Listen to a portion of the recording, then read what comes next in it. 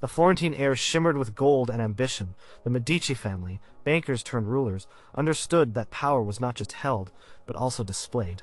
They knew that a single perfectly chosen gift could shift alliances, cement legacies, and make rivals green with envy. These were not simple presents wrapped in paper. These were astonishing displays of wealth, artistry, and political genius, each one a whisper of their unmatched influence. Prepare to uncover the 10 most lavish gifts ever exchanged by the Medici, where each offering was a jewel in their gilded crown of dominance. Number 10. The Lion of Florence. The year was 1475. Lorenzo de' Medici, known as the Magnificent, stood poised to demonstrate Florence's strength in his own unique brand of diplomacy. He sought to secure the favor of Ferdinand, the First of Naples, a ruler whose kingdom commanded strategic sea lanes and significant military power. A simple treaty would not suffice. Lorenzo sought to impress, to captivate, to leave an indelible mark on the Neapolitan court that spoke volumes without a single word of negotiation. He decided on a gift that embodied Florentine might and pride, a live lion. Not just any lion, of course.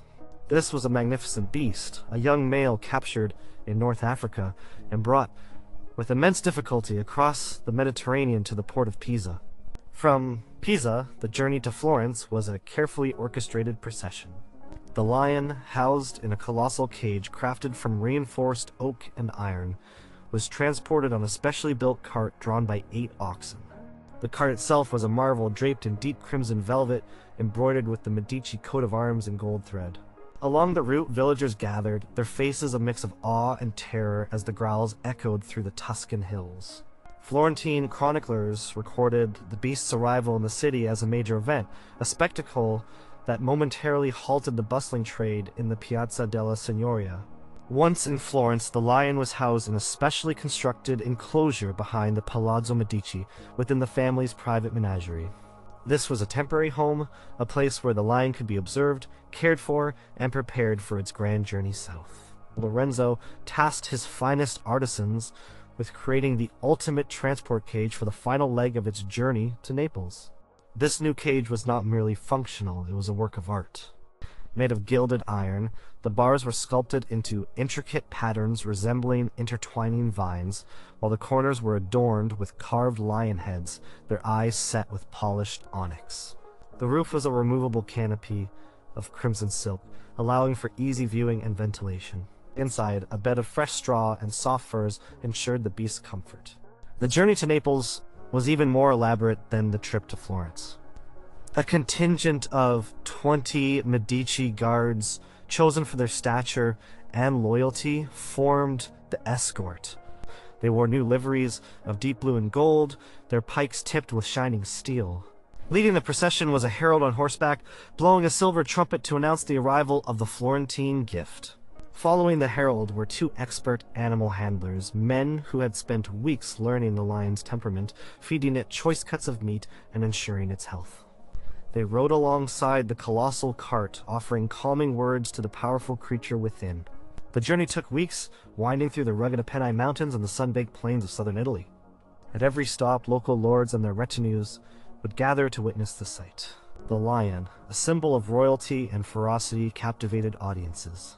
Lorenzo had ensured that the handlers were skilled not only in animal care, but also in presenting the animal. They would, at designated points, briefly remove the silk canopy, allowing the crowd a glimpse of the majestic creature, its mane a fiery halo around its powerful head. The air around the cage always carried the scent of exotic spices and the subtle musk of the wild animal. Upon reaching Naples, the reception was meticulously planned. King Ferdinand I, known for his stern demeanor, met the Florentine delegation at the city gates. The procession wound through the narrow, crowded streets of Naples, where citizens craned their necks to catch a glimpse of the fabled beast. Children pointed, their mothers clutched them closer, and soldiers stood straighter, impressed by the sheer display of wealth and power.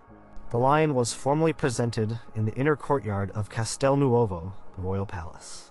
Lorenzo's chief envoy, a distant cousin named Giovanni di Bernardo, delivered a flowery speech emphasizing the lion as a symbol of the enduring strength and shared majesty between Florence and Naples. He spoke of the beast's regal bearing, its noble heart, and its untamed spirit, mirroring, he suggested, the very qualities of King Ferdinand. The roar the lion gave, deep and resonant, as it was unveiled, punctuated the speech with a dramatic flourish. King Ferdinand, a man not easily impressed, observed the lion with a keen, appraising eye. He circled the gilded cage, noting the intricate craftsmanship and the evident health of the animal. He saw not just a beast, but a message. Lorenzo de' Medici commanded resources, both material and logistical, that few others in Italy could rival.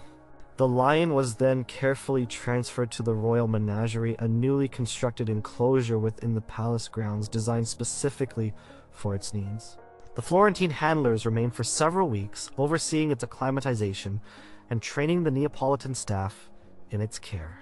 The gift was discussed in every court, whispered about in every market, and remembered for years to come as a striking example of Medici magnanimity and strategic prowess.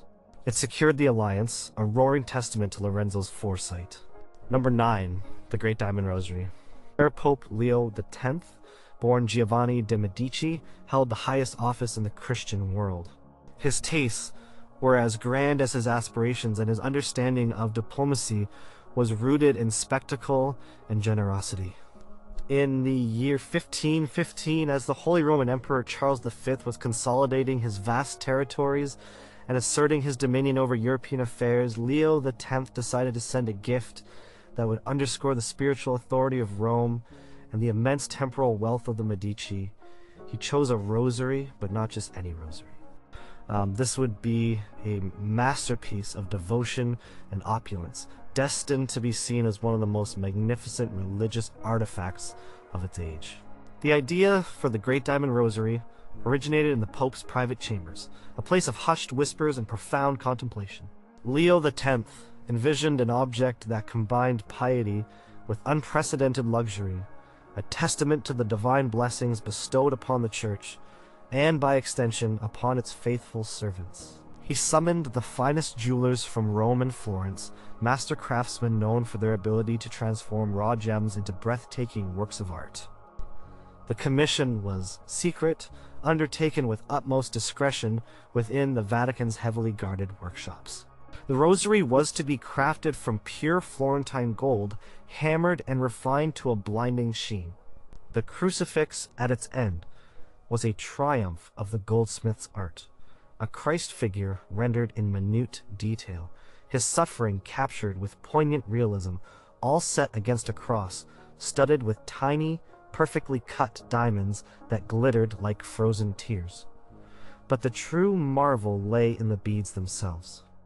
Each of the 59 beads was a large, flawless diamond, sourced from the deepest mines of India and meticulously cut in Venice, then transported to Rome under armed guard. Each diamond was set in a delicate filigree of gold, ensuring maximum sparkle and light reflection.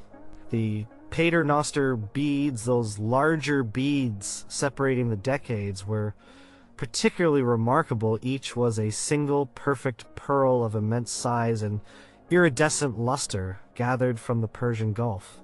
The creation process was long and arduous. For 18 months, a team of 20 master jewelers, lapidaries, and goldsmiths toiled under the watchful eye of a Vatican prelate. The sounds of tiny hammers on gold, the delicate rasp of polishing cloths on diamonds, filled the workshops. Security was paramount. The value of the materials alone was astronomical, equivalent to the annual revenue of a small kingdom. Special strongboxes were built within the workshops to hold the precious gems overnight. The Pope himself made several visits, inspecting the work with a critical but appreciative eye, offering suggestions on the placement of certain stones or the curve of a particular gold filigree. When finally completed, the Great Diamond Rosary was a sight to behold. It was nearly a meter in length. When extended, its weight substantial due to the sheer volume of precious materials.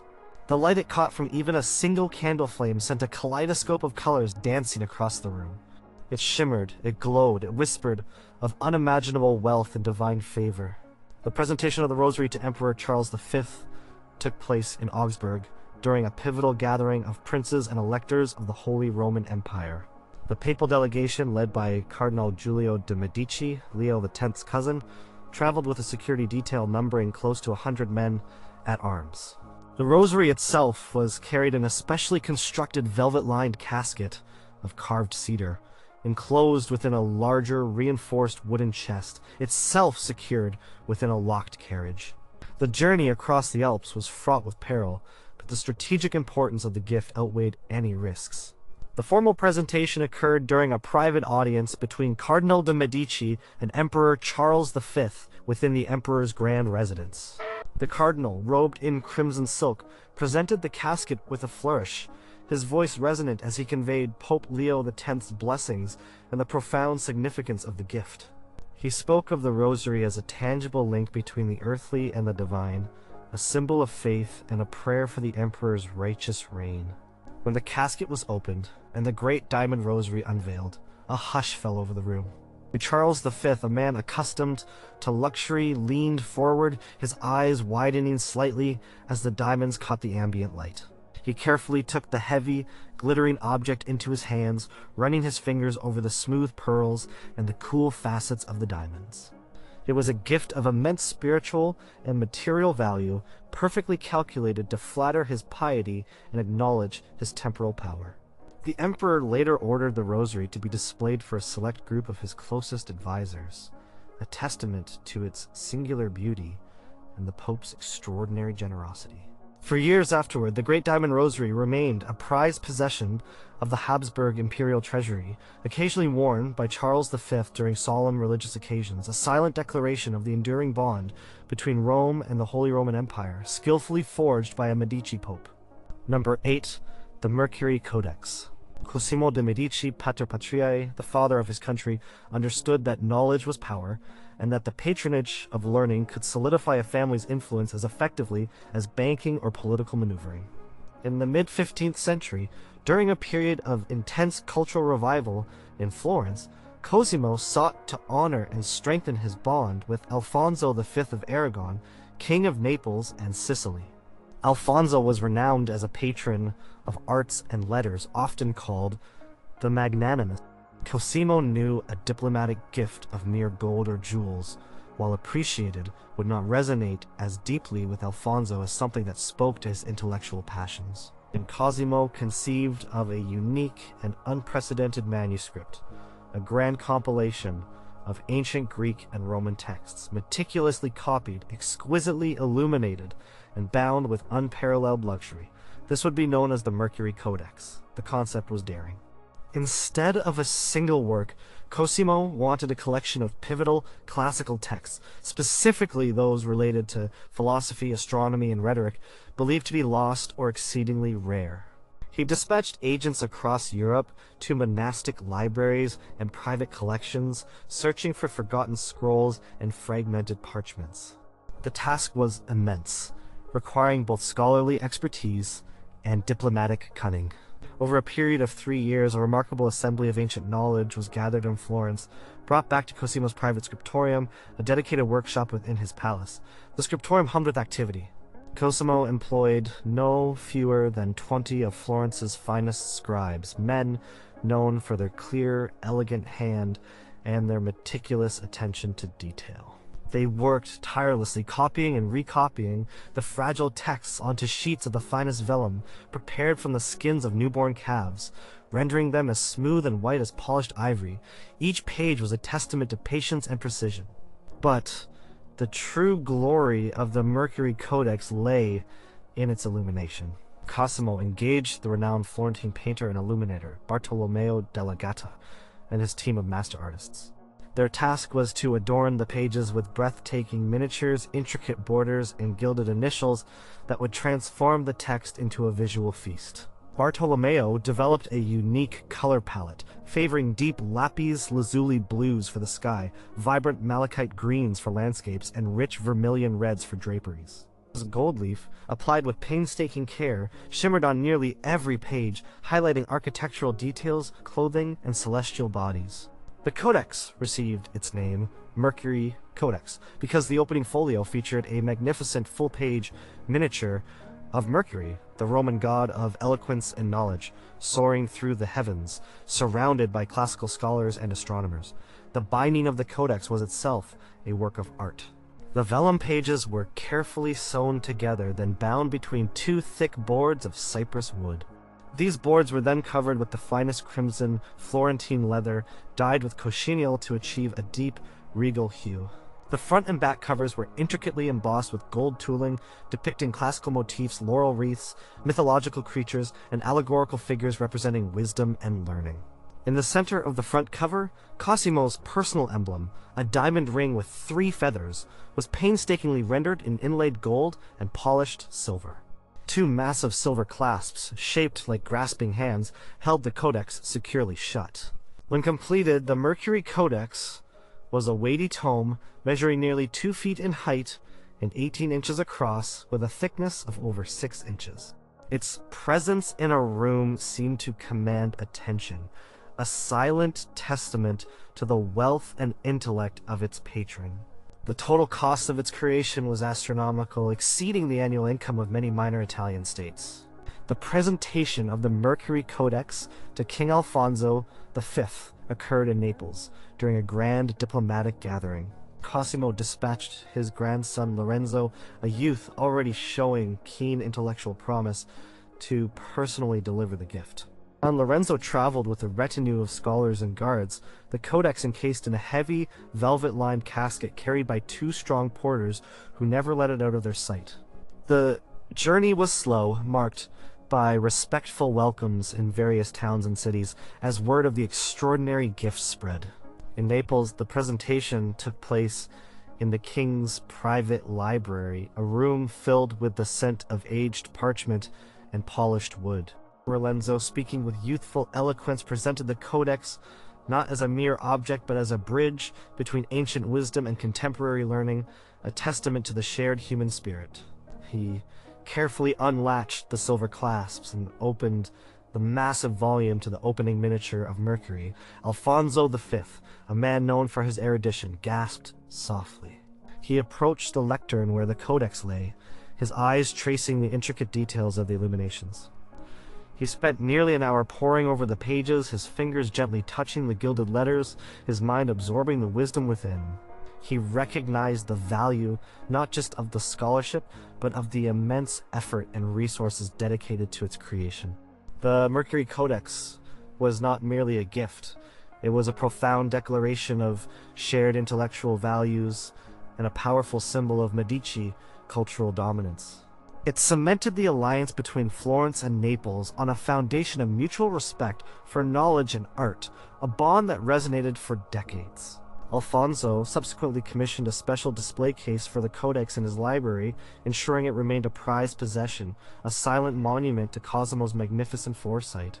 Number 7. The Gilded Silver Sarcophagus. In the mid-15th century, a powerful Florentine noble, Roberto de Bardi, lay gravely ill. He was a man of immense piety and an ardent supporter of the Dominican order. Upon his death, Bardi wished to be interred within the newly completed chapel of San Tommaso, a prestigious addition to the convent of San Marco, a project extensively patronized by the Medici. Piero di Cosimo de' Medici, known as Piero the Guti, Cosimo's son, saw an opportunity not only to honor a departed friend and ally, but also to make a profound statement of Medici devotion and artistic patronage to the church, particularly the Dominican friars of San Marco, who held immense spiritual authority in Florence. Piero decided to commission a sarcophagus for Bardi that would transcend mere funerary art. It would be a monument of gilded silver, a vessel of eternal rest unlike any other. The commission was unusual. Typically, sarcophagi were carved from marble or stone. Piero, however, envisioned something far more lavish, something that would reflect the wealth and spiritual fervor of Florence. He turned to the city's most accomplished silversmiths and master sculptors, including the esteemed Andrea di Monte, a craftsman known for his intricate metalwork and ability to imbue precious metals with lifelike detail. The task was monumental. The sarcophagus was to be cast from solid silver, then painstakingly gilded with multiple layers of pure gold. Its design was not simply a box, it was a narrative in metal. The long sides would depict scenes from the life of St. Thomas Aquinas, the Dominican patron saint, his intellectual triumphs and miraculous interventions rendered in high relief. The shorter ends would bear the coat of arms of the Bardi family, intertwined with subtle Medici motifs, symbolizing the unbreakable bond between the two powerful houses. Each figure, each fold of drapery, each architectural element was to be sculpted with exquisite precision before the silver was cast. The process began with the creation of detailed wax models, which were then encased in plaster and clay for the lost wax casting method. This was a challenging undertaking given the sheer size of the sarcophagus. Hundreds of pounds of silver ingots were melted down in roaring furnaces, the molten metal poured into the molds. The air in Andrea di Monte's workshop was thick with the scent of hot metal and charcoal, the clang of hammers on anvils a constant symphony. Once cast, the silver panels were meticulously chased and engraved, refined to perfection. The gilding process was even more delicate, involving the application of gold amalgam and then heating it to evaporate the mercury, leaving behind a brilliant, seamless layer of pure gold. This process was repeated multiple times to achieve the desired depth of color and luster. The sarcophagus itself measured over 7 feet in length, 3 feet in width, and 4 feet in height, a grand and imposing structure. Its surface shimmered with the light of 1,000 candles, reflecting the sacred space around it.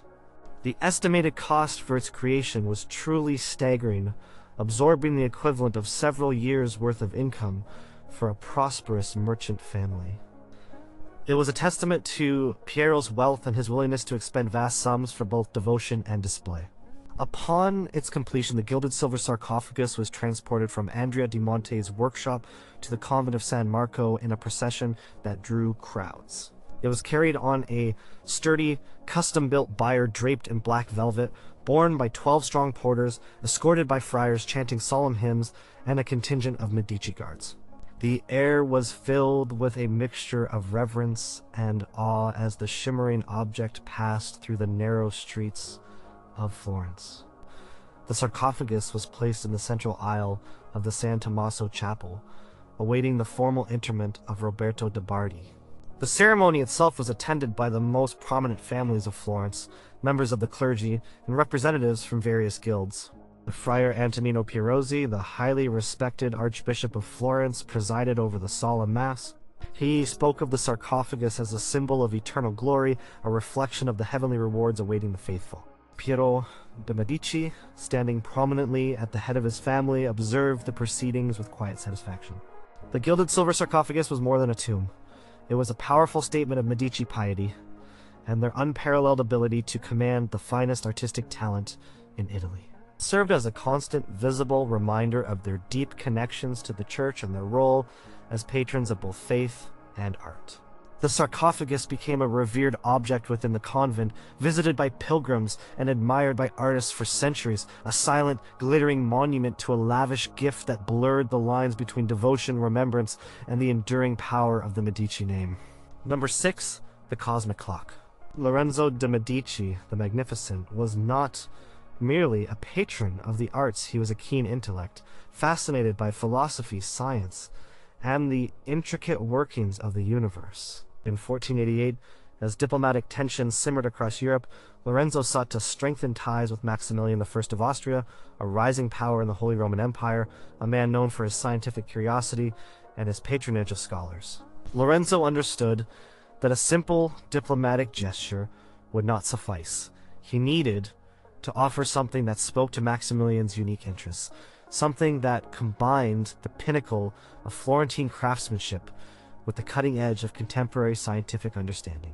He conceived of a monumental astronomical clock, a device that would not only tell time but also chart the movements of the celestial bodies, a true marvel of engineering and artistry.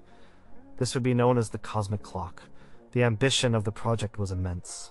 Lorenzo, engaged Filippo Brunelleschi's nephew, Andrea della Robbia, known for his glazed terracotta work, but also for his deep understanding of mechanical principles.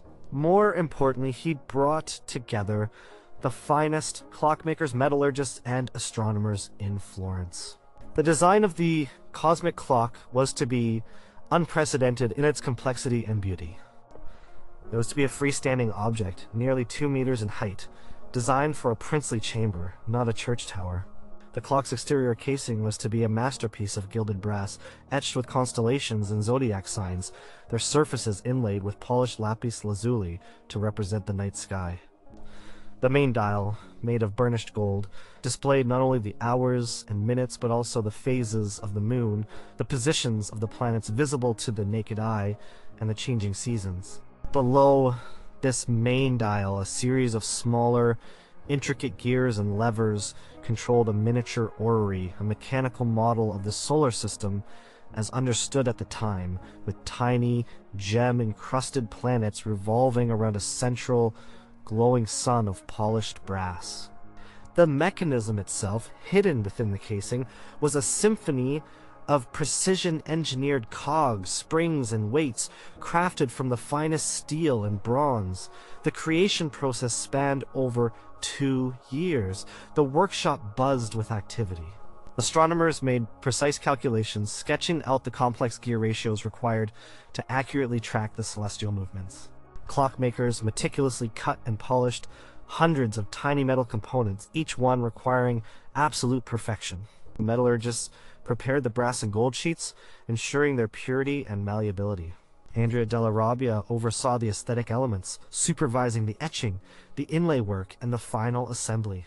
The cost was astronomical, consuming vast quantities of rare metals and requiring the continuous labor of a dozen master craftsmen and their apprentices. Lorenzo frequently visited the workshop, his keen mind absorbing the technical details, offering insights, and demanding the highest standards of execution.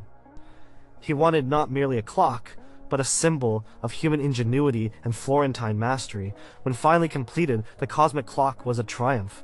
Its gilded surface gleamed, the lapis lazuli stars sparkled, and the tiny orrery spun with silent precision.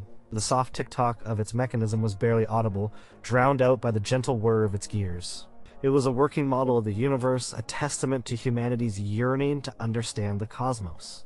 The presentation of the cosmic clock to Maximilian I took place in Innsbruck, in the Tyrolean Alps, a politically significant location for the burgeoning Habsburg Empire.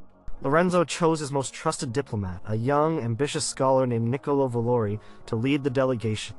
The clock was disassembled into its major components, carefully packed into velvet-lined wooden crates, and transported by a specialized carriage, pulled by 6 strong horses and guarded by 20 well-armed mercenaries. The journey through the mountainous terrain was arduous, but the precious cargo arrived without incident.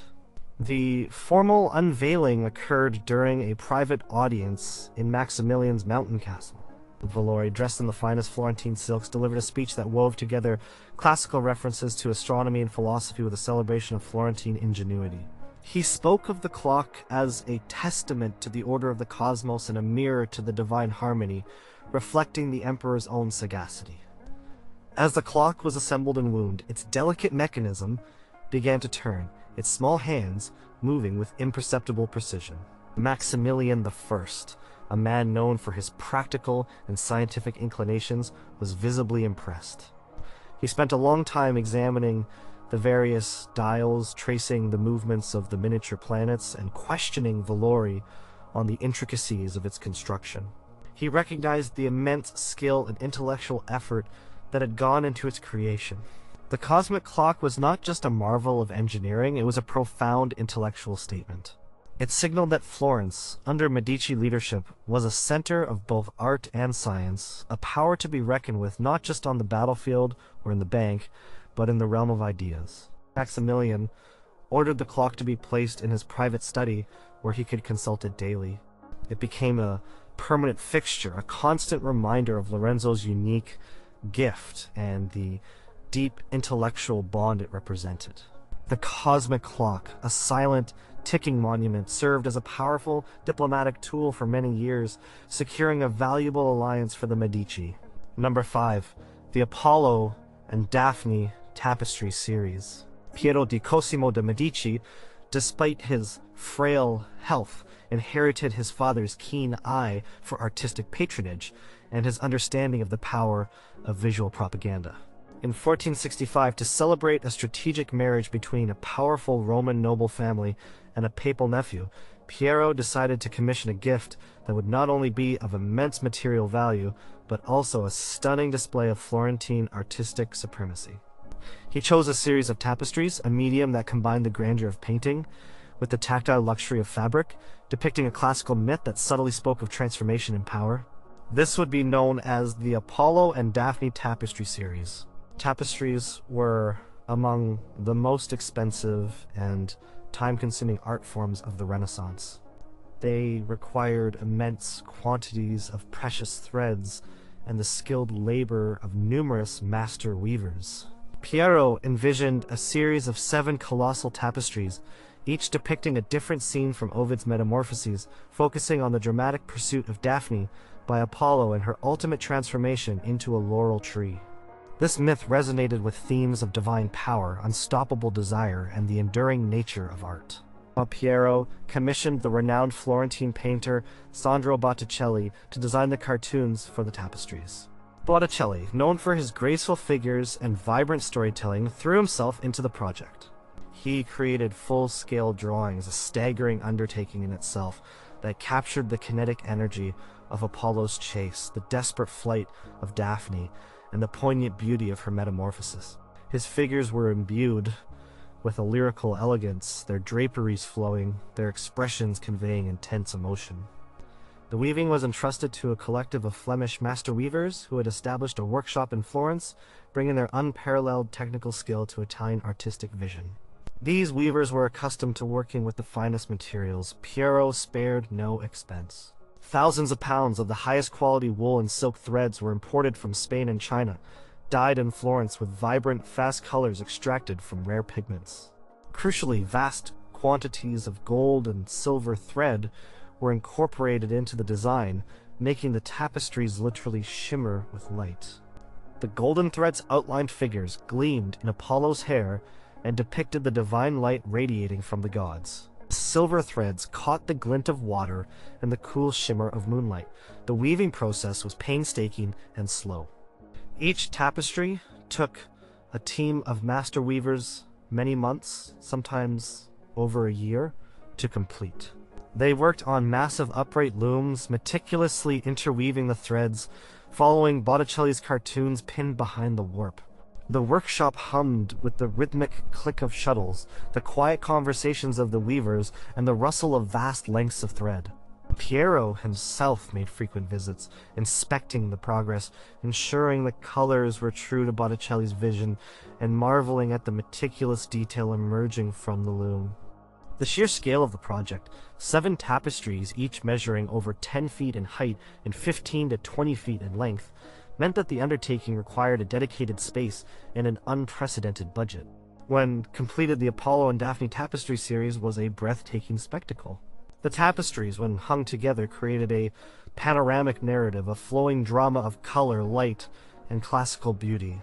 The gold and silver threads caught the ambient light, making the figures seem to glow from within, lending them an almost ethereal quality. The texture was rich and luxurious, inviting touch, a testament to the thousands of hours of skilled labor that had gone into their creation. The presentation of the tapestries took place in Rome, within the newly decorated palazzo of the papal nephew, a setting already chosen for its grandeur. Piero dispatched his chief envoy, a Florentine cardinal well-versed in both art and diplomacy, to oversee the installation and formal presentation. The tapestries, carefully rolled and protected in stout canvas, were transported in a dedicated convoy of wagons, accompanied by a strong Medici guard, traveling at a slow, deliberate pace. The journey was closely watched, as the value of the cargo was known to be immense. During the formal reception, the tapestries were unveiled one by one, each drawing gasps of admiration from the assembled Roman nobility, cardinals, and foreign dignitaries. The cardinal envoy delivered a speech that artfully intertwined the classical myth with the virtues of the papal family, emphasizing the enduring nature of love, the beauty of transformation, and the power of divine will. He spoke of the tapestries as a bridge between the ancient world and the present, a gift that celebrated both human ingenuity and divine inspiration.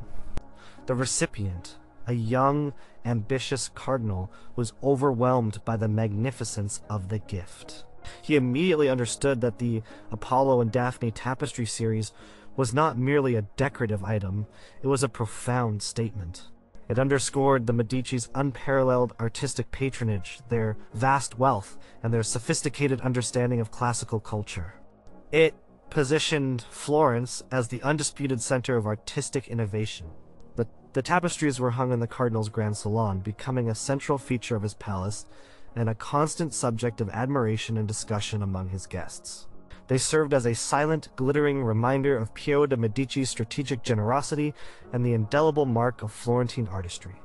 The series remained a treasured heirloom for generations, a tangible link to a moment of lavish Medici patronage and diplomatic triumph.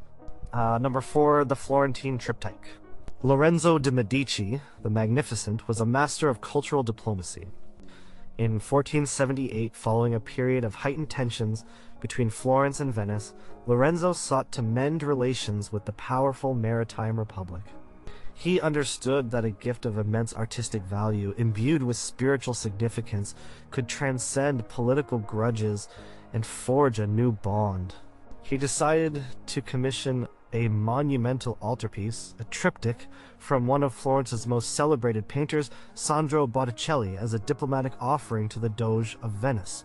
This would be known as the Florentine triptych. The concept was audacious. A triptych, a 3-panel painting, traditionally designed for an altar, offered a vast canvas for Botticelli's genius. Lorenzo envisioned a work that would simultaneously reflect Florentine artistic prowess, express profound religious devotion, and subtly convey a message of peace and reconciliation. He left the precise iconography to Botticelli, but specified a central theme of the Madonna and Child, flanked by patron saints significant to both Florence and Venice. Botticelli, already at the height of his powers, embraced the commission with characteristic fervor. He spent months conceptualizing the composition, creating numerous preparatory sketches and studies. The central panel depicted the Virgin Mary, regal and serene, holding a playful yet solemn Christ child. Her robes were rendered in luminous blues and reds, her face radiating a gentle piety. Flanking them, on the left panel, stood St. John the Baptist, patron saint of Florence, his gaze direct and resolute, his hand pointing towards the Madonna. On the right panel, St. Mark, patron saint of Venice, holding his gospel, appeared contemplative and wise. The scale of the triptych was grand. The central panel measured over 7 feet in height and 5 feet in width, while each side panel was slightly narrower. Botticelli employed the finest tempera and oil paints, grinding pigments sourced from across Europe to achieve a palette of unparalleled richness and vibrancy.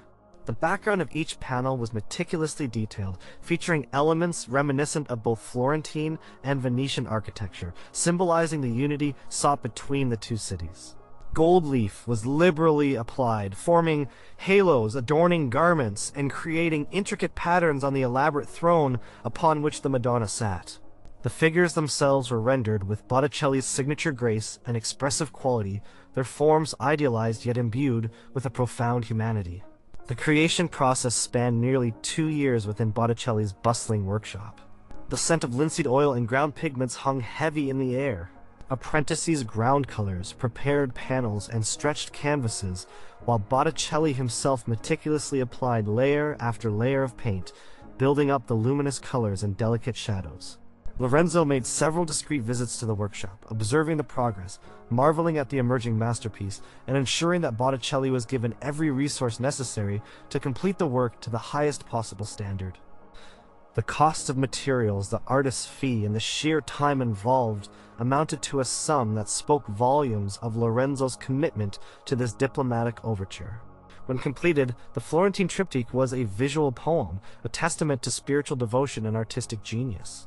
The light caught the subtle gleam of the gold, the rich depth of the blues and greens, and the lifelike expressions on the faces of the saints. It was a painting that demanded contemplation, inviting viewers to delve into its intricate details and absorb its profound message. The presentation of the triptych to Doge Giovanni Mocenigo of Venice was carefully orchestrated. Lorenzo selected a delegation of Florentine humanists and diplomats, led by his trusted advisor Bernardo Rucellai, a man known for his eloquence and his appreciation for art. The triptych, carefully crated and cushioned, was transported by river barge from Florence to Pisa, then by ship across the Mediterranean and up the Adriatic Sea to Venice. This was a slow and perilous journey, requiring a dedicated escort of armed vessels to protect the priceless cargo. In Venice, the triptych was unloaded with immense care and transported through the canals on a specially decorated gondola, its passage attracting curious onlookers along the bustling waterways. The formal presentation took place in the Doge's palace, in a grand reception hall adorned with tapestries and frescoes. Rucellai, in a polished speech, presented the triptych as a symbol of shared Christian faith and the enduring friendship between Florence and Venice, emphasizing the beauty of the art as a reflection of divine harmony. Doge Mocenigo, a shrewd and pragmatic ruler, approached the unveiled triptych with a critical eye. He surveyed the luminous figures, the intricate details, and the sheer scale of the work. He recognized instantly that this was no ordinary gift.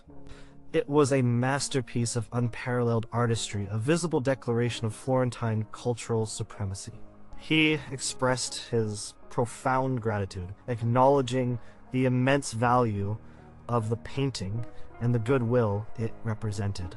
The Florentine triptych was subsequently placed in a prominent chapel within the Doge's private quarters, where it could be admired by visitors and serve as a constant reminder of the renewed alliance between the two powerful city-states. It became a treasured possession of Venice, a silent but eloquent testament to Lorenzo de' Medici's unique blend of artistic patronage and strategic diplomacy, demonstrating how beauty could bridge even the deepest political divides. Number 3, the emerald-encrusted chalice. Cardinal Giulio de' Medici, who would later become Pope Clement VII, understood the profound importance of symbolic gestures in the labyrinthine world of the Vatican. As a powerful cardinal, he needed to solidify his standing with the reigning Pope, Leo X, his cousin, and to project an image of unshakable piety and immense wealth. In 1519, amidst growing concerns about the looming Reformation and the need to reinforce the splendor of the Church, Giulio commissioned a sacred object of unparalleled magnificence to be presented to the Vatican. He envisioned a chalice, the most sacred vessel in the Eucharist, crafted from pure gold and encrusted with the rarest and largest emeralds, a gift truly fit for the spiritual heart of Christendom. This would be known as the emerald-encrusted chalice. The idea for the chalice was born from Giulio's deep understanding of ecclesiastical liturgy and his innate Medici flair for luxury. He summoned the finest goldsmiths and jewelers from Rome, master craftsmen who worked exclusively for the highest echelons of the church and nobility. He specifically tasked Benvenuto Cellini, already gaining renown for his daring metalwork, with the primary design and execution. Cellini, with his unparalleled skill in chasing, enameling, and gem setting, was the ideal choice. The chalice was to be forged from several pounds of pure gold, melted down from various Medici family heirlooms and newly acquired ingots. The design was intricate, a fusion of classical Renaissance forms with traditional Christian iconography. The base was broad and stable, intricately chased with scenes from the Last Supper in miniature relief. The stem, a slender column, was adorned with delicate filigree work, and 4 small winged cherubims sculpted in solid gold seemed to support the cup. The cup itself was the focal point, its smooth, radiant surface set with an astonishing array of emeralds. Giulio spared no expense in acquiring the gems. He dispatched agents to the bustling gem markets of Venice and Antwerp, seeking out the largest, most vibrant emeralds, known for their deep green hue and fiery brilliance. These were not merely chips or small stones, they were immense, perfectly cut gems, each one a fortune in itself. Over 50 such emeralds were acquired, ranging in size from a pigeon's egg to a small walnut. Each emerald was meticulously set into the gold, surrounded by delicate borders of tiny diamonds that further accentuated their breathtaking color. The rim of the chalice was encircled with a continuous band of smaller, perfectly matched emeralds, ensuring that no matter how one viewed it, the green fire of the gems would be inescapable. The creation of the emerald-encrusted chalice was a closely guarded secret, undertaken in a fortified workshop within the Vatican itself. Cellini and his team worked for over a year, their concentration absolute, the air often filled with the delicate scent of polishing compounds and the faint clang of small hammers. Julio de Medici frequently visited, his piercing gaze examining every detail, ensuring the chalice met his exacting standards of both spiritual reverence and material splendor. The sheer quantity of gold and precious stones involved made the project staggeringly expensive, its value rivaling that of a significant architectural undertaking. When finally completed, the emerald-encrusted chalice was a vision of divine opulence. It shimmered with an inner light, the deep green of the emeralds contrasting gloriously with the warm glow of the gold. It was heavy, substantial in the hand, and perfectly balanced. The craftsmanship was beyond reproach, every facet of the gems, every curve of the gold, a testament to Cellini's unparalleled skill. It was a holy object transformed into an earthly treasure, a visible symbol of the Church's enduring power and wealth, reflecting directly upon the Medici. The formal presentation of the chalice to Pope Leo X took place during a solemn pontifical mass in St. Peter's Basilica. The basilica was filled with cardinals, bishops, foreign ambassadors, and the Roman nobility. Cardinal Giulio de' Medici, dressed in magnificent vestments, approached the altar after the consecration, bearing the chalice on a velvet cushion. Its emeralds gleamed under the torchlight, drawing every eye in the vast space. He presented it to Pope Leo X, bowing deeply. Leo X, already a patron of the arts and a man of lavish tastes, took the chalice from Julio, his fingers tracing the cool, smooth surface of the gems.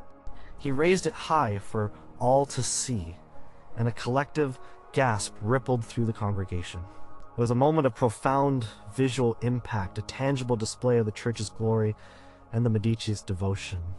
The chalice was not merely a gift, it was a profound affirmation of loyalty and an implicit declaration of Giulio's own fitness for future high office. The Pope ordered the chalice to be used during the most important pontifical ceremonies, a constant reminder of the Medici's enduring support and their unmatched generosity. The emerald-encrusted chalice became a sacred treasure of the Vatican, its dazzling beauty serving as a perpetual testament to a magnificent Medici offering. Number 2. The Grand Portable Menagerie. In the mid-16th century, Cosimo I de' Medici, the Grand Duke of Tuscany, had consolidated his power and was eager to elevate Florence's standing on the European stage. He sought to impress Henri II, the young and ambitious King of France, a monarch known for his love of lavish displays and his burgeoning interest in natural wonders. Cosimo understood that a gift of mere gold or jewels, while appreciated, would not truly capture the imagination of a king who already possessed immense wealth. He conceived of a unique and living gift, a grand portable menagerie, a collection of exotic birds and small animals, housed in exquisitely crafted miniature palaces, complete with their own dedicated caretakers and a traveling environment. This would be a moving, breathing spectacle of luxury and scientific curiosity. The idea was born from Cosimo's fascination with natural history and his desire to showcase Florence's advanced craftsmanship. He ordered his agents to scour the burgeoning global trade routes for the rarest and most beautiful creatures. From the East Indies, they procured vibrant parrots with plumage of every color imaginable, miniature deer from distant Asian forests, and a pair of exquisitely patterned servals from the depths of Africa. These were not large, dangerous beasts, but smaller, captivating creatures designed for intimate viewing. The true marvel of the gift lay in their housing. Cosimo commissioned a team of Florence's finest cabinet makers, miniaturists, and jewelers to create a series of 8 portable cages, each a work of art in itself. These were not simple enclosures, they were miniature architectural wonders. Each cage was constructed from polished ebony and rosewood, its delicate bars fashioned from gilded silver. The roofs were intricately carved, resembling tiny Florentine villas, complete with miniature terracotta tiles and tiny functioning windows. The interiors were lined with silk cushions, and each cage contained a tiny, ornate feeding trough and a crystal water fountain. Some cages even featured miniature, hand-painted frescoes on their inner walls depicting the animals' natural habitats. One cage, housing a pair of scarlet macaws, was adorned with panels of intricately inlaid mother-of-pearl, forming patterns of tropical foliage. Another, for the servals, was crafted to resemble a tiny fortress, its silver bars gleaming. Each animal received its own dedicated handler, trained not only in animal care, but also in presentation. These handlers were fluent in French and instructed to explain the origin and unique characteristics of each creature. A miniature retinue of 24 individuals, including grooms, cooks for the animals, and a veterinarian, was assembled to accompany the menagerie. The entire ensemble was transported in specially designed, cushioned wagons, their exteriors painted with heraldic devices and floral motifs. Each wagon was drawn by a pair of magnificently groomed horses, their harnesses adorned with silver bells. The creation of the Grand Portable Menagerie consumed over a year of continuous labor and an immense budget. Cosimo personally inspected the cages and the animals, ensuring their health and the perfection of every detail. He wanted this gift to be a living, breathing testament to Florence's wealth, its artistic ingenuity, and its sophisticated understanding of the natural world. The presentation of the Grand Portable Menagerie to King Henri II took place at the Royal Hunting Lodge in Fontainebleau, outside Paris. Cosimo dispatched his second son, Ferdinando, a young man known for his charm and his understanding of courtly life, to lead the delegation. The journey across the Alps and through France was a spectacle in itself. At every town and village, crowds gathered to witness the exotic procession. The children pointed and gasped at the sight of the colorful birds and the graceful, small animals within their glittering cages. The passage of the menagerie was a moving feast for the eyes, a preview of the wonders awaiting the French court.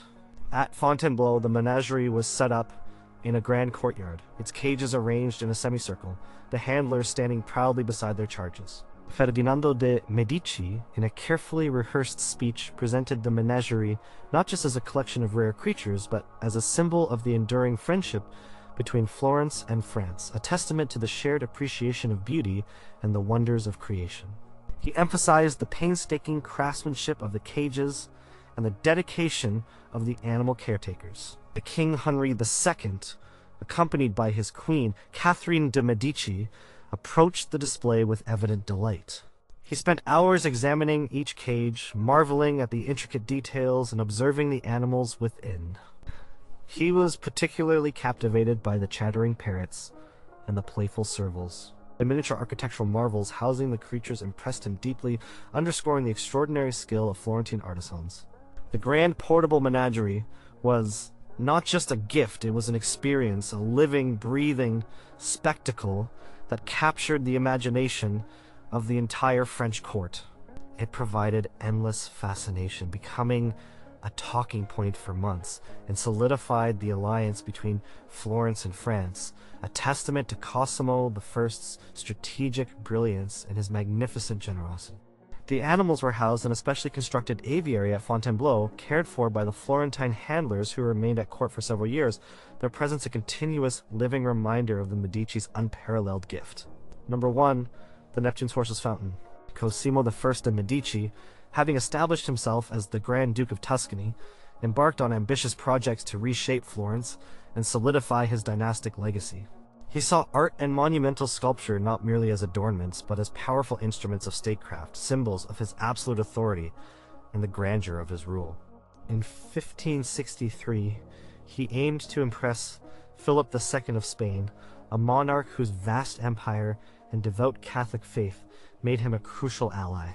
Cosimo decided to commission a gift that would showcase Florence's preeminence in sculpture and hydraulic engineering, a field in which Florentine artists were rapidly excelling.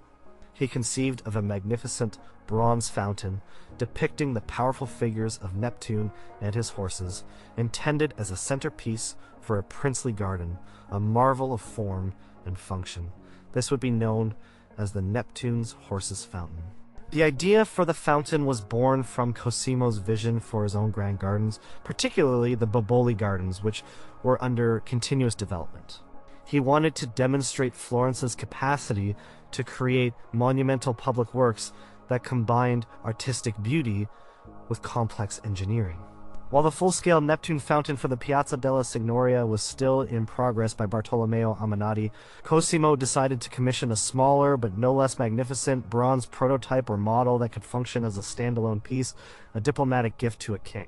He turned to a young, immensely talented sculptor, Giovanni Bologna, known as Giambologna, who was rapidly gaining favor in the Grand Ducal court. Giambologna, with his dynamic compositions and mastery of bronze casting, was the perfect artist for such an ambitious undertaking. The commission was to create a group of figures in solid bronze Neptune, the powerful sea god, commanding his aquatic steeds, all designed to interact with jets of water. The sculptural group consisted of Neptune, a muscular, bearded figure, his trident raised, surrounded by two magnificent rearing horses emerging from the waves. Giambologna meticulously crafted the models in wax and clay, capturing the raw power of the horses, their muscles straining, their manes flowing like sea foam. Neptune's form was heroic, his gaze commanding. The figures were designed to be life-sized, a monumental undertaking for a bronze cast.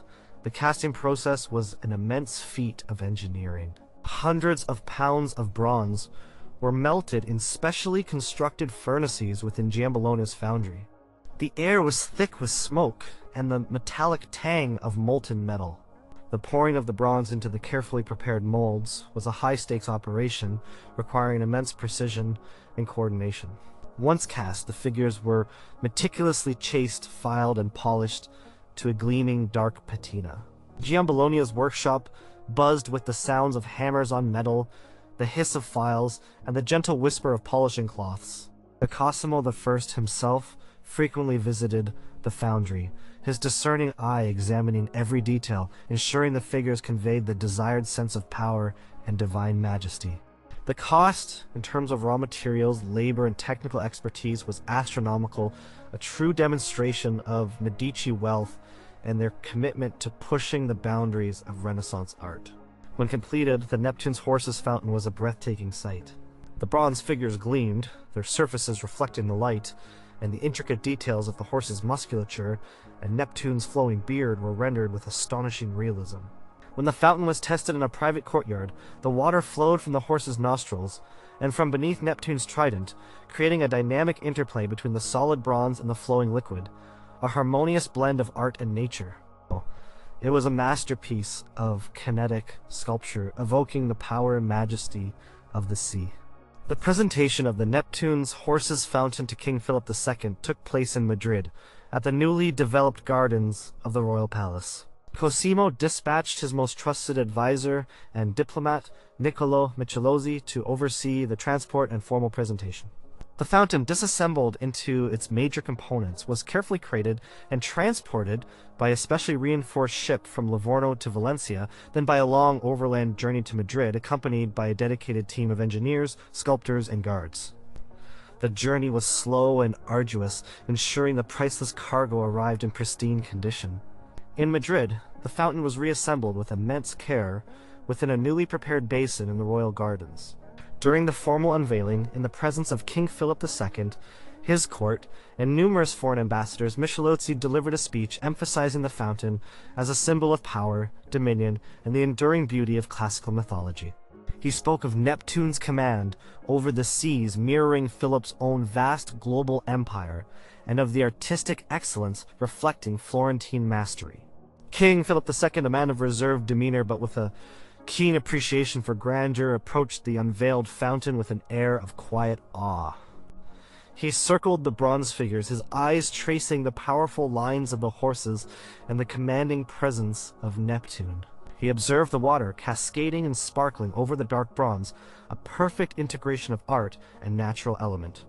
He recognized that this was not merely a decorative piece, it was a profound statement of artistic and engineering prowess, a gift that underscored Florence's undisputed leadership in the world of sculpture. The Neptune's Horses Fountain became a prized centerpiece of the royal gardens, admired by all who visited. It served as a constant, magnificent reminder of Cosimo I de' Medici's unique brand of diplomatic artistry, and a silent, powerful testament to the enduring influence of Florence and its Grand Duke.